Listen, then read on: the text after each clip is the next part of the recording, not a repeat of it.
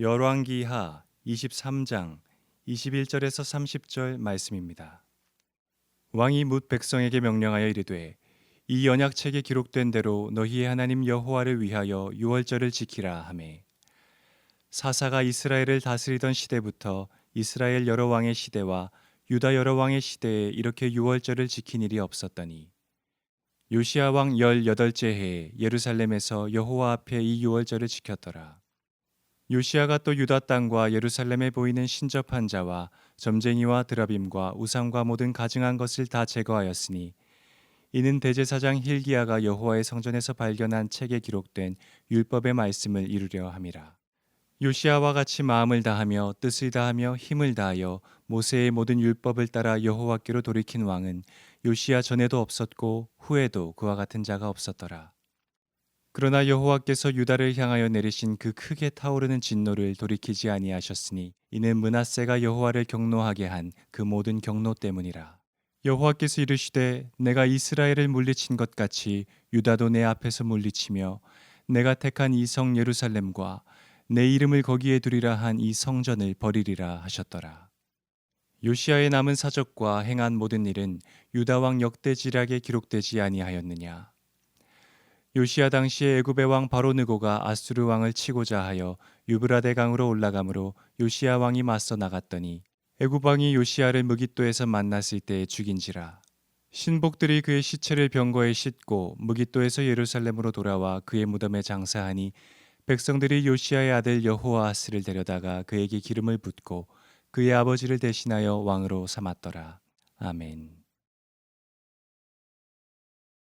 예기치 못한 상황에 놓여 슬픔과 고통으로 어려우신 가운데도 하나님 말씀 앞에 모이신 여러분 한 분 한 분을 주님의 이름으로 축복하고 환영합니다.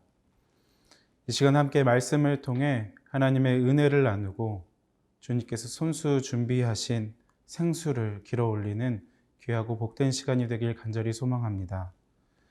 뿐만 아니라 우리 성도님들의 삶과 가정에도 세상이 빼앗을 수 없는 참된 평안과 사랑이 충만하게 넘치시길 간절히 소원합니다. 어제 말씀 묵상하셨습니까? 주일이라 예배에 집중하셨던 분들이 많으실 텐데, 그래서 제가 어제 말씀과 또 열왕기하 22장 앞부분까지 잠시 좀 요약해드리는 것으로 오늘 말씀 묵상을 시작하도록 하겠습니다. 열왕기하 22장을 보면 유다의 몇 안 되는 성군 16대 왕 요시야가 등장합니다. 그는 시작부터 하나님께 엄청난 칭찬을 들었던 사람입니다. 22장 2절 말씀을 보면 요시야가 여호와 보시기에 정직히 행하여 그의 조상 다윗의 모든 길로 행하고 좌우로 치우치지 아니하였더라 이야기합니다. 잘 아시는 것처럼 우리 요시야는 회파된 성전을 복구했던 왕입니다. 아무도 돌보지 않았던 그 하나님의 성전이 무너져 내렸을 때 유일하게 관심을 쏟고 마음을 쏟았던 사람이 바로 이 요시야입니다. 이스라엘의 위대했던 왕 다윗과 솔로몬이 그랬던 것처럼 여호와의 성전을 가장 먼저 생각하고 최우선적으로 생각했던 사람입니다. 요시야는 대제사장 힐기야를 통해 성전을 수리하다가 뜻하지도 않게 율법책을 발견하게 됩니다. 그 누구도 성전을 거들떠보지 않았는데 하나님께서 하나님을 위한 자에게 특별한 선물을 주셨던 것입니다. 서기관 사반이 왕 앞에서 하나님의 말씀을 들어 읽게 되었고 그 말씀이 요시야의 귀에 들리자마자 요시야는 말씀 앞에 엎드려 그의 옷을 찢었습니다. 하나님 앞에 얼마나 부끄럽고 송구하고 낯이 뜨거웠으면 한 나라의 왕이 채통도 없이 이처럼 옷도 찢고 통곡하며 마음을 찢고 있단 말입니까? 이것은 하나님을 향한 극도의 경애와 민망한 마음과 감사와 그 모든 것들이 복합적으로 어우러져 나타난 행동이었을 것입니다. 요시야는 그렇게 하나님의 말씀을 발견하고 그 말씀에 적힌 바대로 우리의 참 주인 되시는 하나님 앞에 백성들과 함께 언약을 맺습니다. 남녀노소 유다 백성들을 한 자리에 모아 하나님의 말씀을 들려주게 되었고, 그 후에 왕이 친히 단에 올라 마음을 다하고 뜻을 다하고 우리 여호와 앞에 순종하라고 기록된 계명과 율례와 법도를 지키기로 여호와 앞에 서약한 것입니다. 이것은 이전과 전혀 다른 개혁의 기치를 높이 든 것인데요. 요시야는 유다 백성들과 함께 조금도 지체함이 없이 유다와 예루살렘 주변의 모든 산당을 폐합니다. 예루살렘과 베델과 유다 곳곳에 섬기던 우상들을 불사르고 완전히 빻아버렸습니다. 우상을 섬기는 모든 사람들을 폐할 뿐만 아니라 지금까지 자행되어 온 아주 악독한 이방의 제사법인 인신제사를 폐합니다. 여호와를 경노케 한 모든 가증한 것들을 아낌없이 과감히 깨트려 작별을 고한 것입니다. 사실 이 일은 미리 예견되어 있던 일입니다. 열왕기상 13장 2절 말씀을 보니 북쪽 10개의 지파가 유다를 배반하여 새롭게 나라를 세우게 되고 왕으로 세워진 여로보암이 베델에서 분향할 때였습니다. 그때 한 제사장이 여로보암에게 다가가 다윗의 가문에서 요시아라 이름하는 아들이 태어나게 될 것이고 그가 산당 제사장들을 죽이고 제사장들의 뼈를 불태울 것이다 라는 예언을 하게 됩니다. 오늘 그 말씀이 성취되었던 것이죠. 그렇게 이방 우상들을 다 처리하고 난 후에 요시아가 무슨 일을 하였습니까? 요시아는 그 무엇보다도 우선적으로 여호와의 유월절을 회복합니다. 21절 말씀을 함께 읽겠습니다. 왕이 뭇 백성에게 명령하여 이르되 이 언약책에 기록된 대로 너희의 하나님 여호와를 위하여 유월절을 지키라 하매. 요시아는 유다 백성들에게 유월절 지키기를 촉구합니다. 여러분, 유월절이 어떤 날입니까? 하나님께서 거류민으로 살아가던, 종살이하며 살아가던, 억압 가운데 억눌려 살아가던 언약 백성 이스라엘을 놀라운 하나님의 방법으로 구원하신 날이 유월절 아니겠습니까? 하나님께서 가나안 약속의 땅으로 이끌어내신 날이 바로 이 유월절입니다. 그러니까 요시야 왕이 유월절을 회복하겠다라는 것이 어떤 의미겠습니까? 하나님의 백성된 유대인들이 하나님과의 바른 관계를 우선적으로 회복하기로 작정했다라는 것입니다. 그런데 말씀을 조금 더 깊이 찬찬히 들여다보니 이 언약책에 기록된 대로 너희의 하나님 여호와를 위해 유월절을 지켜라 라는 표현이 눈에 띕니다. 이제까지 그러했듯 인간의 편의대로 예배하지 말고 하나님께서 우리에게 주신 말씀 그대로 율례대로 예배를 회복시킬 것을 이야기하고 있는 것입니다. 사랑하는 주님의 교회 성도 여러분, 이제까지 우리는 얼마나 많은 시간 동안 우리 자신을 위한 예배를 드렸습니까? 이제까지 우리는 얼마나 공을 들여 우리가 잘 되고, 우리가 복받고, 우리가 드러나고, 우리가 영광받는 예배를 하나님 앞에 드려왔습니까? 우리가 드렸던 예배가 진정으로 우리 하나님 아버지만을 위한 예배였습니까? 하나님 앞에 드려지고 부어지는 하나님께서 받으시는 예배가 되었습니까? 사랑하는 주님의 교회 성도 여러분, 요즘 예배에 대해서 여러 가지 생각들이 참 많으실 것이라고 생각합니다. 어쩌면 그동안 편안하게, 당연하게, 그래서 안일하게 드려오던 예배가 결코 당연한 것이 아니었음을 뼈저리게, 가슴에 사무치게 느끼게 되는 요즘입니다.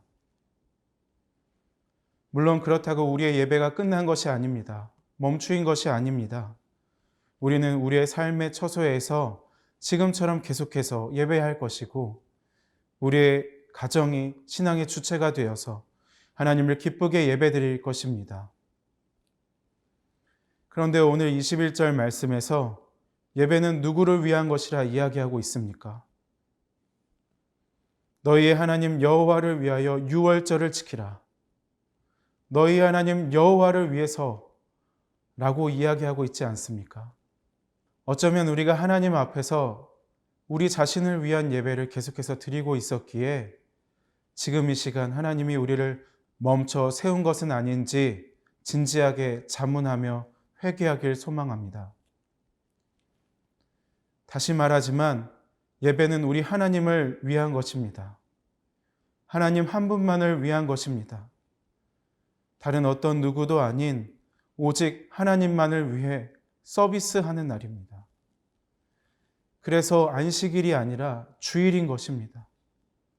쉬고 놀고 누리는 안식일이 아니라 우리 주님을 기쁘시게 하기 위해 두 손을 걷어붙이는 주일인 것입니다. 그렇게 우리 안에 예배가 회복되고 하나님과의 바른 관계가 정립되면 우리의 삶은 다시금 생기를 되찾을 수 있습니다. 생명력을 회복할 수 있습니다. 태초에 우리에게 주셨던 하나님의 생기를 다시금 회복할 수 있다는 것입니다. 오늘 요시야는 그렇게 유다의 예배를 회복한 왕입니다. 22절로 24절까지 살펴보면 예배를 구체적으로 어떻게 회복시켰다 이야기하고 있습니까? 본문은 앞에서 언급된 말을 한 번 더 반복하는 것으로 이스라엘 안에 완전한 부흥이 일어났음을 이야기해 주고 있습니다. 온갖 우상들과 가증한 것들을 다 제거하고 우상을 섬기는 자들을 다 폐하였는데, 이는 여호와의 성전에서 발견한 책에 기록된 그 율법의 말씀을 이루려 하심이다 라고 이야기하고 있습니다. 그런 요시야 왕에 대한 평가가 25절에 나타나 있죠.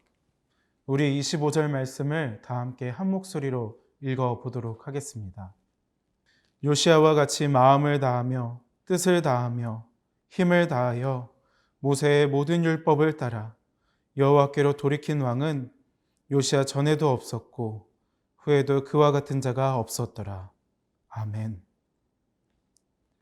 사사가 이스라엘을 다스리던 때부터 이스라엘과 유다 왕의 모든 시대를 통틀어 이렇게 유월절을 지킨 적이 없었다고 말씀이 증언할 정도로 마음을 다해, 뜻을 다해, 힘을 다해, 정말이지 정성을 다해 성심성의껏 하나님 앞에 예배드렸다는 것입니다.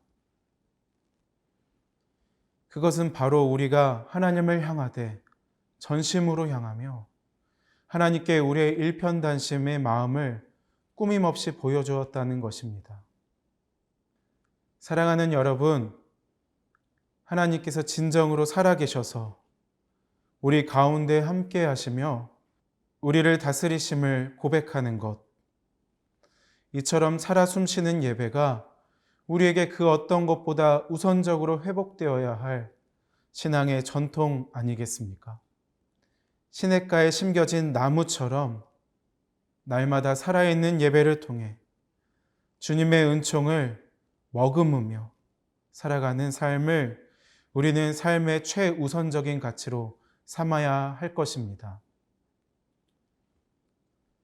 그렇게 살아가지 않을 때 우리는 악한 왕 므낫세처럼 여호와를 경노하게 할 것입니다. 자신뿐만 아니라 자기 백성들의 이름까지도 여호와의 생명책에서 지워버리게 되고 주님의 이름으로 세워진 성전까지 버려지게 될 것입니다.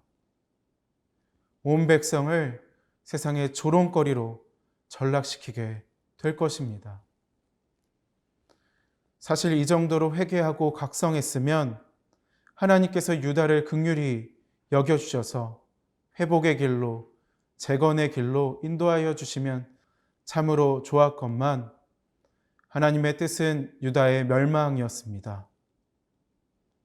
오늘 말씀 26절로 27절까지의 말씀을 함께 읽겠습니다. 그러나 여호와께서 유다를 향하여 내리신 그 크게 타오르는 진노를 돌이키지 아니하셨으니 이는 므낫세가 여호와를 경노하게 한 그 모든 경노 때문이라. 여호와께서 이르시되 내가 이스라엘을 물리친 것 같이 유다도 내 앞에서 물리치며 내가 택한 이 성 예루살렘과 내 이름을 거기에 두리라 한 이 성전을 버리리라 하셨더라. 구원과 멸망은 오직 하나님의 손에 달린 것입니다.